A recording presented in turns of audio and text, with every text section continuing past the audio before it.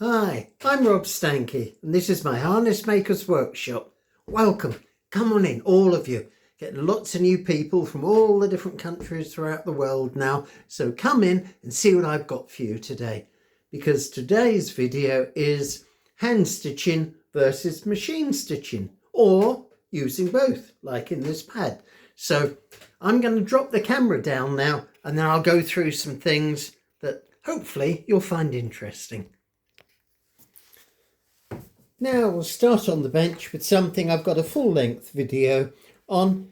It's a Welsh Cob stallion tack, all that stitched by hand. You can get nice ornate shapes when you're doing it by hand, and it is stronger because the needles swap over, left goes to the right, right to the left, so it's much stronger. I pride myself that every buckle that goes on and point of stress is stitched by hand. There's no machining on this, but on some of them there is machining. Here's an example. These buckles on the reins have been stitched by hand, as strong as can be. The hand parts, which are nice and soft, flexible, they've been machined. So the two go together, so anything with stress gets stitched by hand. I've also got here let's reach across for that a minute. There, this trace off a driving harness. Now, much as I enjoy stitching by hand, you can see the length of this trace. It's a big one, 72 inches. There is no way I'm going to stitch a pair of them, with 2 rows of stitching when there's no need for it.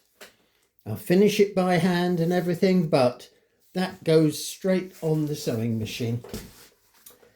Something else that's stitched completely by hand is my main picture on YouTube, and it's this show bridle I made for the Royal Dublin Society show. Everything is stitched by hand, and can you see the ornate run of stitches along there? All that by hand. When I'm stitching by hand, first of all, you mark the stitches with a pricking line. There's what, a 10 to the inch, that very fine, and that one is a 4 to the inch, total extremes. That only marks the stitches.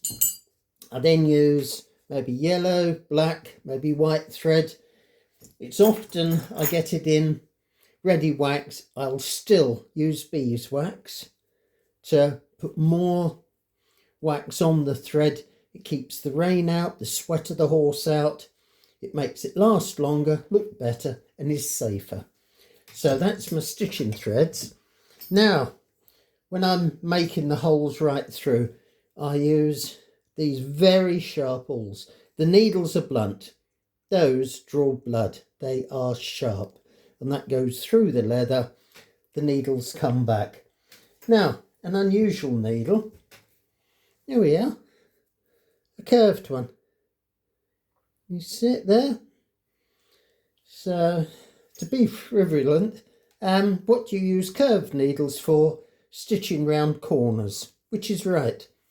And there's the awl. You see the curve on it? There, that shows it a bit better. So those two together, I can get round corners and lace up, and very handy. Something that, again, is going to be a mixture of hand and machine. These are going to be little kidney beaters and martingale drops. I cannot get my machine as neat round, getting right to the edge of all of the points. That's been stitched by hand, glued onto the leather, and then I'll run that on the machine. Another good reason to get your hand stitching right is these sort of, I'm just going to reach across to get this bridle I'm working on at the minute. You see these metal loops? Well, you're not going to get a machine to put them on. So there's some larger ones. I'm going to make this bridle up.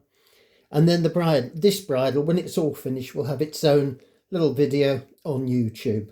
That's all stitched by hand, and you can see again I've just added a little element of design in. It would be easy to you have a straight piece of leather through there, no coloured backing, but I've shaped the leather, put coloured backing with a piping in it, and a little bit of ornate, and even got a little tiny, you see the little star, I just stamped that into the leather. It just finishes it off. Plus I can't get as close as I would want with the machine there onto the metal, so again that's all stitched by hand. Now something that is a bit of each. You can't get the arches to make driving pads at the minute, the traditional wooden ones. Maybe they'll come back, maybe not. So I'm trying to design my own adaptation. You know, what is it? Necessity is the mother of invention, isn't it? I think it's something like that.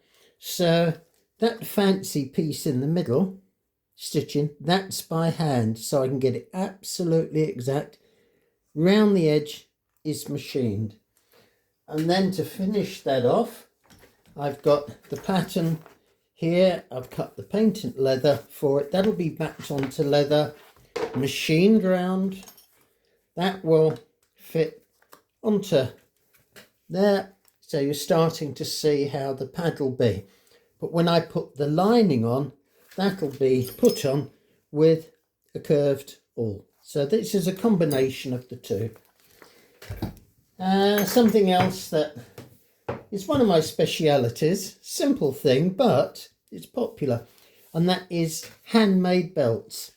This is the same hide as I would use for a heavy bridle, for a farm horse or a Welsh cob, and solid brass buckle, they don't rust.